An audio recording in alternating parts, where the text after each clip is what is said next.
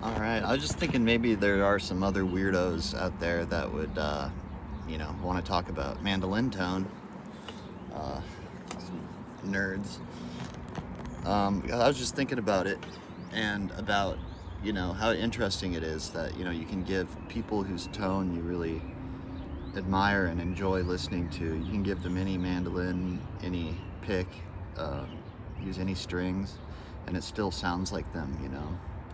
When you could the sound comes from driving the pick through the strings, but you could give a robotic arm that just it could drive the pick through the strings, and you would get that fundamental note and stuff.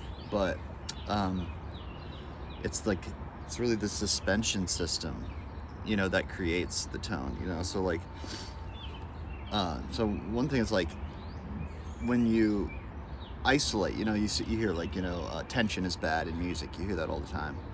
But I would say, in my thinking about this, is like isolation is bad too, because the more moving parts that go into something, the more it gives you an opportunity to make that interesting. It becomes like robust and complex, and has your signature to carry into it.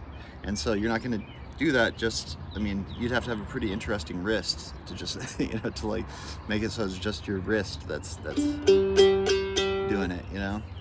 So like to activate the way that the shoulder works with the elbow and the elbow works with the wrist,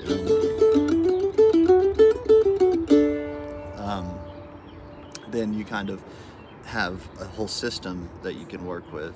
And so maybe being conscious of that, you can raise, this is all stuff that I'm thinking about. I'm like, I need to do this stuff. So yeah. And like, there's also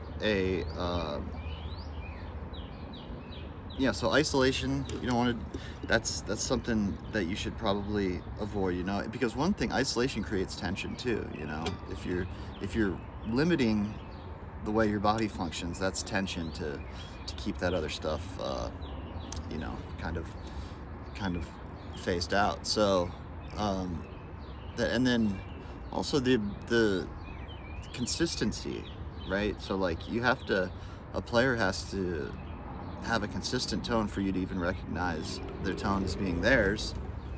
And I would think it's just like, when you're building speed in playing, you have to start slow and learn to play it correctly, and then speed that whole thing up, keeping all the,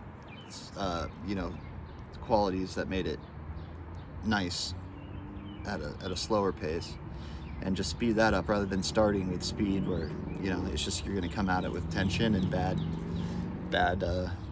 mechanics that make for bad tone and that kind of thing. So like, it'd be the same deal with tone, right? It's just like, you got to remember to, keep it simple. And maybe a good exercise would be like playing, if you're going to play tunes, or even better, something more simple than tunes, just single notes, get it the way that you agrees with your ear,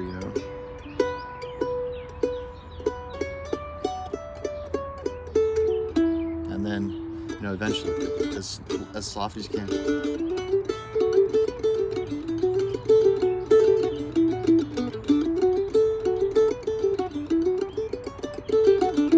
Like when I hear recordings like from John Reichman and stuff like that, what it sounds to me is like the every note is like a bubble popping. It's got like kind of a quality of it pops up like pop pop pop.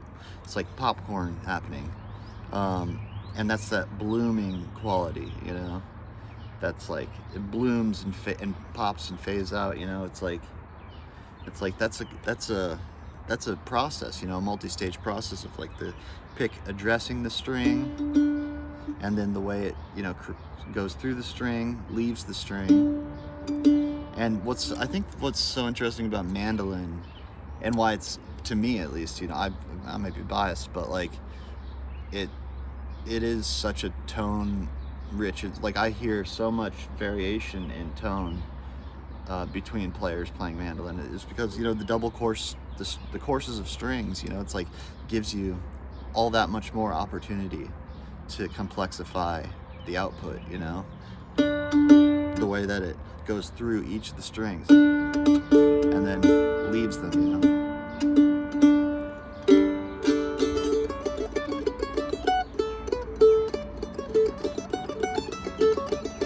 You know, it's like it's very, very pleasing to me. You know? So yeah, consistency, no isolation, robust. That's a good word, right? Yeah, I don't know. Let me know what you think. This is just stuff that I'm realizing I want to pay more attention to, you know? So, yeah. What do you think about tone?